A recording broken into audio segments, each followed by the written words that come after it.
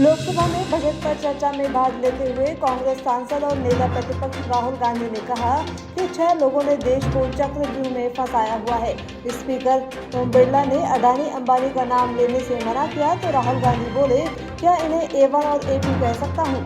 राहुल गांधी ने कहा कि दलित, आदिवासी, पिछड़े लोगों को कहीं जगह नहीं मिलती। देश में तकरीबन 73% आबादी दलित, आदिवासी और पिछड़े लोगों की है। ये देश की असली ताकत है। सच यह है कि इन्हें कहीं भी जगह नहीं मिलती, इनको सरकारों में जगह नहीं मिलती। राहुल गांधी ने कहा कि हिंदुस्तान का हलवा 20 लोगों ने बांटा। हलवा सेरेमनी की फोटो में कोई पिछड़ा, दलित या आदिवासी अफसर नहीं दिख रहा है। राहुल गांधी ने कहा कि किसानों को मुझसे मिलने नहीं दिया गया। बजट में मिडिल क्लास की पीठ और सीने दोनों में छुरा मारा गया। बजट में टैक्स गेन बढ़ाना छुरा मारने जैसा है। दिल्ली के ओल्ड राजेंद्र नगर स्थित एक निजी कोचिंग सेंटर के बेसमेंट में डूबने से 3 स्टूडेंट्स की मौत हुई थी। एनसीडी ने एक जूनियर इंजीनियर को इस मामले में टर्मिनेट और एक असिस्टेंट इंजीनियर को सस्पेंड कर दिया है। पुलिस ने मामले को लेकर 5 और लोगों को भी गिरफ्तार किया है। अब तक कुल 7 लोग इस मामले में अरेस्ट किए जा चुके हैं। उधर आम आदमी पार्टी मुख्यालय के पास भाजपा ने प्रदर्शन किया।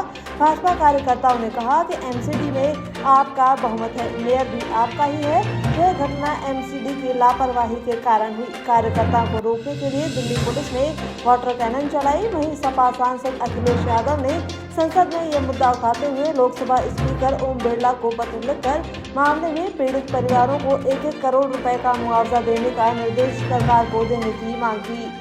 सुप्रीम कोर्ट ने आम आदमी पार्टी आप के नेता मनीष सिसोदिया की आबकारी नीति मामले में उनकी जमानत याचिका पर सुनवाई 5 अगस्त तक के लिए स्थगित कर दी है। अतिरिक्त सॉलिसिटर जनरल SV राजू ने ईडी के लिए जवाब दाखिल करने के लिए और समय मांगा, जिसके बाद जस्टिस BR गवई और KV विश्वनाथन की पीठ ने सुनवाई स्थगित कर दी। SV राजू ने कहा कि CBI ने पहले ही अपना जवाब दाखिल कर दिया है, लेकिन इसे अभी तक रिकॉर्ड में नहीं जोड़ा गया है। उन्होंने इसके साथ ही यह भी तर्क दिया कि सुप्रीम कोर्ट में सिसोदिया द्वारा दायर की गई याचिकाओं को अनुमति नहीं दी जानी चाहिए, क्योंकि अदालत के 4 जून के आदेश में आप नेता को केवल ट्रायल कोर्ट में नई जमानत याचिका दायर करने की अनुमति दी गई थी, बल्कि सुप्रीम कोर्ट में नहीं। राजस्थान विधानसभा में आज विनियोग विधेयक पर चर्चा हुई। चर्चा में भाग लेते हुए भाजपा विधायक पुष्पेंद्र सिंह राणावत ने कहा कि पूर्ववर्ती कांग्रेस सरकार में जहां 3 थाने भी नहीं है, वहां भी सरकार ने नए जिले बना दिए। उन्होंने आगे कहा कि 19 नए जिलों के इंफ्रास्ट्रक्चर के लिए करीब 3 लाख करोड़ रुपए चाहिए, लेकिन पूर्ववर्ती सरकार ने इस बारे में सोचे विचारे बिना ही जिलों की बंदरबांट कर दी। भाजपा विधायक ने कहा कि स्मार्टफोन राशन किट सरकार ने बांटे, विज्ञापनों से पूरे प्रदेश को गुलाबी कर दिया। इसके बाद भी कांग्रेस सत्ता में वापसी नहीं कर सकी। मुख्यमंत्री भजनलाल शर्मा की अध्यक्षता में आगामी 1 अगस्त को कैबिनेट और मंत्री परिषद की बैठक होनी, लेकिन अब बैठक की तारीख में बदलाव किया गया है। जानकारी के मुताबिक अब आगामी 3 अगस्त को दोपहर 12 बजे पहले कैबिनेट की और उसके बाद 12:30 बजे मंत्री परिषद की बैठक होनी प्रस्तावित है। बता दें, 1 अगस्त को मुख्यमंत्री और अन्य मंत्रियों की कुछ व्यस्तताएं हैं, जिनकी वजह से बैठक की तारीख में बदलाव होने की बात कही जा रही है। विधानसभा चुनाव से ऐन पहले हजारों की संख्या में कांग्रेस से भाजपा में शामिल हुए नेता और कार्यकर्ताओं का अब 4 महीने में ही भाजपा से मोह भंग होने लगा है। पूर्व सांसद और पूर्व विधायक खिलाड़ीलाल बैरवा ने भी आज भाजपा की प्राथमिक सदस्यता से इस्तीफा दे दिया है। बैरवा ने अपना इस्तीफा नवनियुक्त प्रदेश अध्यक्ष मदन राठौर के नाम पत्र लिखकर दिया, जिसमें उन्होंने अपने कार्यकर्ताओं के लगातार भाजपा से दूरी का हवाला देते हुए अपना इस्तीफा दे दिया। उन्होंने कहा कि कांग्रेस की विचारधारा छोड़ भाजपा की विचारधारा से नहीं जुड़ पा रहा हूँ।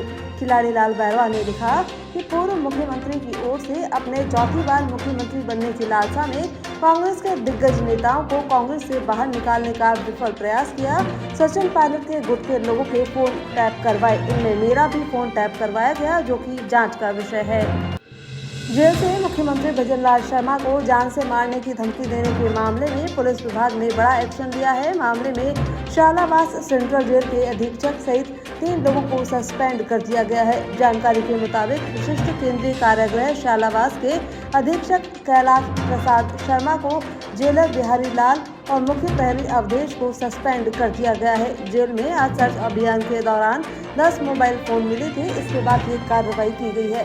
DIG जेल मोनिका अग्रवाल ने तीनों के निलंबन आदेश जारी कर दिए हैं। दिल्ली के ओल्ड राजेंद्र नगर स्थित एक कोचिंग सेंटर में हुए हादसे जैसी घटना जयपुर में न हो, इसके लिए अभी से जिला प्रशासन मुस्तैद हो गया है। अब जयपुर में चलाए जा रहे सभी कोचिंग संस्थानों को अपने संबंधित थानों में कई महत्वपूर्ण जानकारियां प्री कोचिंग सेंटर्स को लेकर देनी होंगी। इनमें कोचिंग सेंटर की बिल्डिंग में जल भराव, अग्नि संबंधी आपदा, कोचिंग भवन का नियमानुसार सुरक्षा प्रमाण पत्र जैसी जानकारियां शामिल हैं।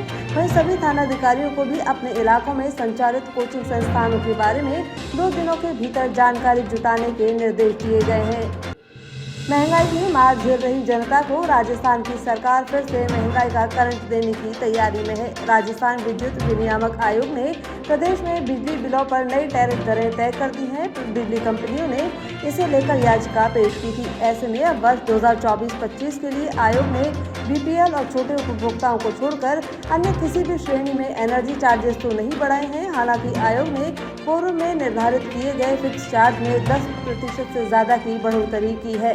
इसके बाद बीपीएल आशा कार्डधारी उपभोक्ताओं का फिक्स चार्ज 100 रुपये से बढ़ाकर 150 रुपये कर दिया गया है। इसी तरह 50 यूनिट तक उपभोग करने पर 150 रुपये, 50 यूनिट तक उपभोग करने पर 250 रुपये, 300 यूनिट तक बिजली खपत पर 300 रुपये फिक्स चार्ज लगेगा। बढ़ी हुई दरें आगामी 1 अगस्त से लागू होंगी। प्रदेश में छात्र संघ चुनाव बहाल करने की मांग को लेकर छात्र नेता शुभम रिवाड़ करीब 1 हफ्ते से राजस्थान विश्वविद्यालय के गेट के सामने भूख हड़ताल कर रहे हैं। इस बीच राजस्थान विश्वविद्यालय ने छात्रों की कौशल मनी वापस करने का फैसला किया है। इस संबंध में प्रशासन की तरफ से सभी विभागाध्यक्षों को आदेश जारी कर दिए गए हैं।